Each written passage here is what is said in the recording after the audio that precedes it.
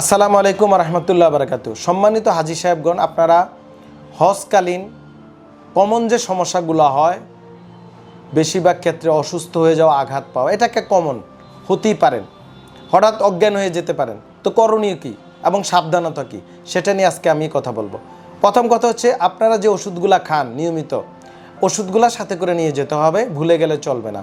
Luggage নিজের লাগেজে নিয়ে নিতে হবে এবং অবশ্যই আপনার এজেন্ট আপনাকে লাগেজের যে আপনার নাম টাম বা পাসপোর্ট এগুলা ইস্যু আপনাকে অবশ্যই শিখিয়ে দিয়েছে, সেগুলো অবশ্যই তাদের কথা মতো চলতে হবে। হজে যে প্রবলেমটা হয়, ধরেন এয়ারপোর্ট হতে শুরু করে বাসে ওঠা, প্লেনে ওঠা বা আপনার কাফেলা একসাথে যাওয়ার ক্ষেত্রে অনেকে অস্থির হয়ে পড়ে, অনেকে চিন্তা করে যে আমি মনে হারিয়ে যেতে পারি, কাফেলা এদিক গেলে কই যাবে, এই যে তাড়াহুড়া, এটা করা যাবে না। সবর, হজের প্রথম শর্তই হচ্ছে সুস্থ থাকার ক্ষেত্রে সবর সবর সবর সবর, ধৈর্য ধারণ করতে হবে, অস্থির হওয়া যাবে না। বাংলা ভাষা এটা হচ্ছে, আমি একজন চিকিৎসক হিসেবে আপনাদেরকে আবারও বলি, সবর, ধৈর্য ধারণ করতে হবে। আপনার যেহেতু পাসপোর্টে ভিসা লেগে গেছে, যেহেতু আপনার হজ হবে ইনশাল্লাহ, সেহেতু প্লেন আপনাকে ছেড়ে যাবে না। নাম্বার ওয়ান, এয়ারপোর্টে ঢুকছেন, ইমিগ্রেশন হয়েছে, অস্থির হওয়ার কোনো কারণ নাই। আল্লাহ বিল্লাহ করবেন, দোয়া দুরুদ পড়তে থাকবেন, শান্ত মাথায় একেবারে চুপচাপ থাকবেন, অযথা গল্প করতে যাবেন না। তখন দেখা যায় আপনাকে ডাক দিছে, আপনি জানেন না। ঠিক আছে, দোয়া দুরুদ পড়বেন আর বসে সবর করবেন। যেটা হয়, হুড়াহুড়িতে ধাক্কাধাক্কি হয়, ঠেলাঠেলি হয়, একজনের আগে আরেকজন যাওয়া, বাসে উঠা, এগুলাতে পড়ে যেতে পারেন। এটা করার কোনো দরকার নেই। সিরিয়াল মোতাবেক রব্বানা আফরিগা আলাইনা সবরা ও তাওয়াফানা মুসলিমিন, খুব আস্তে ধীরে সবর মাফিক উঠবেন, দেখবেন কোনো ইনজুরি হচ্ছে না। লাগেজ তো অনেক ভারী হয়ে যাবে, কারণ 1 মাস 1.5 মাস 2 মাসের অনেক কিছু থাকে। হ্যাঁ, অনেক কিছু অনেকে নিয়ে যান, অনেকে অযথা এটা সেটা নেন, সেটা নেবেন না। ওখানে তো খাবারের অভাব নেই, অবশ্যই এজেন্ট খাবার প্রোভাইড করবে।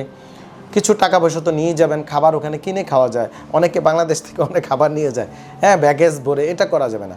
যারা হঠাৎ করে লাগেজ টান দিলেন, ধরেন ওই যে স্ক্যানিং মেশিনে দিতে হয় বা প্লেনে উঠাইতে হয় বা গাড়িতে উঠাইতে হয়, সামনে ঝুঁকে হেভি লাগেজ টান দিবেন, মাজা শেষ, হজ শেষ। সো সাবধানে লাগেজ টানতে হবে, ট্রাই করবেন ধীরস্থিরভাবে। প্লেনের উপরে অনেকের হাত লাগেজ, ছোটো লাগেজ থাকে, ওখান থেকে পড়ে ঘাড়ে ইনজুরি হতে পারে। সাবধান, খেয়াল রাখবেন মনোযোগ সহকারে। প্লেনে উঠার আগে অন্তত আগেই, মানে বাসা থেকে বের হওয়ার সময় পানি টানি খেয়ে নেবেন, খাবার খেয়ে নেবেন।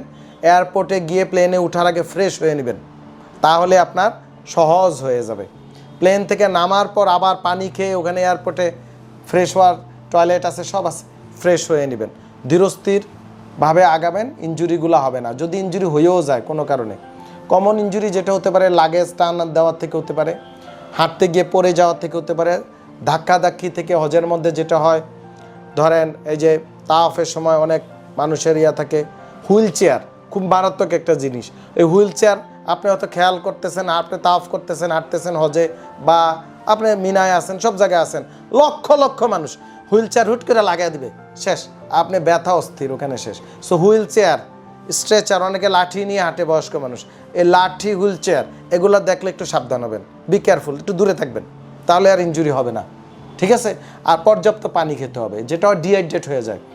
স্পেশালি মিনা এবং মুজদালিফা হাঁটার যে রাস্তাগুলো, আরাফা থেকে মুজদালিফা আসা রাস্তায় বহু মানুষ ডিহাইড্রেট হয়ে অজ্ঞান হয়ে পড়ে যায়। পর্যাপ্ত পানি সাপ্লাই আছে ওখানে, পানি ব্যাগে রাখবেন। এবং আসা যাওয়ার পথে অনেক সময় পানি পাওয়া যায়, না পেলেও অন্য হাজিদের কাছ থেকে পানি খাবেন। এবং প্রচুর টয়লেট আছে, পানি খেতে হবে, পানি নিয়ে কোনো নেই। কোনো ডাক্তারের যদি নিষেধাজ্ঞা না থাকে, তাহলে পর্যাপ্ত পানি সাথে থাকতে হবে, পানি খেতে হবে, নাহলে ডিহাইড্রেট হয়ে যেতে পারেন। ওর স্যালাইন সাথে রাখবেন। হ্যাঁ, এবং ওই যে মাঝে মাঝে একটু মাথাটা একটু পানিতে, প্রচুর পানি পাওয়া যায়, একটু ঠান্ডা পানি দিয়ে মাথাটা একটু, মুখে একটু ঝাপসা নিয়ে নেবেন, একটু মাথা পানি দিবেন। একটু রোদে থাকা, মানে রোদ থেকে দূরে থাকা চেষ্টা করবেন যেভাবে সম্ভব। ছাতা একটা সাথে যদি নিতে পারেন, বা ওখানে ছাতা অ্যাভেলেবেল পাওয়া যায়, ছাতা নেবেন। একটু হিট স্ট্রোক হওয়ার সম্ভাবনাটা বেশি থাকে, স্পেশালি যারা একটু বয়স্ক, তাদের এই প্রবলেমটা হয়। সো আপনাদের এই ক্ষেত্রে সাবধান হতে হবে। আরেকটা হতে পারে ফুড পয়জনিং হয়ে যেতে পারে, যেহেতু বাংলাদেশ থেকে গেলেন, ওখানে খাবারটা মেনুটা ভিন্ন। সো এই জন্য আমি বলছি প্রোবায়োটিক সাথে রাখবেন, কিছু মেট্রোনিডাজল ওষুধ এগুলো সাথে করে নিয়ে যাবেন। তো তাহলে আপনার ফুড পয়জনিংটা অ্যাভয়েড হয়ে যাবে।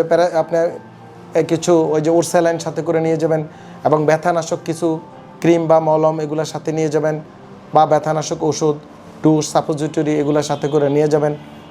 এবং যদিও মিশনগুলোতে ডাক্তার থাকে, তারপরও আপনি এগুলো একটু সাথে করে নিয়ে যাবেন। তাহলে কিন্তু আপনার দেখবেন হজটা খুব সহজ হয়ে গিয়েছে। অতিরিক্ত খাওয়ারও দরকার নেই, আবার না খেয়ে থাকা যাবে না, এবং পর্যাপ্ত ঘুমাতে হবে। প্রত্যেকটা জায়গায় কিন্তু ঘুমানোর সুযোগ আছে, ঘুমিয়ে নেবেন। ঘুমিয়ে এনে কাঁথে সুন্দর করে চুপচাপ ঘুমিয়ে নেবেন, আরেকজন হাজিকে আবার ঘুমানোর ব্যবস্থা করে দিবেন। গল্প বাদ দিবেন, দেখবেন সুন্দর করে হজ সহজ হয়ে গেছে আপনার জন্য। যদি কোনো কারণে কোনো ওষুধের প্রয়োজন হয়ে যায়, ওখানে প্রচুর মেডিকেল টিম থাকে। তারপরে অনেক হাজিদের কাছেই কিন্তু হজে ওষুধ থাকে, আরেকজন থেকে বললেই দেখবেন আপনাকে ওষুধটা দিয়ে দিয়েছে। তো এই স্বাস্থ্য পরামর্শটা আশা করি আপনাদের খুবই কাজে দিবে ইনশাল্লাহ। এবং সবসময় অবশ্যই সফট চপ্পল জুতা নিয়ে যাবেন, এবং জুতা পরেই হাঁটবেন। ওখানে মাটি অনেক উত্তপ্ত, বিকজ তাদের সবই পাথর। বাংলাদেশ না, ওটা হচ্ছে পাথরের দেশ, এবং খুব হিট হয়ে থাকে।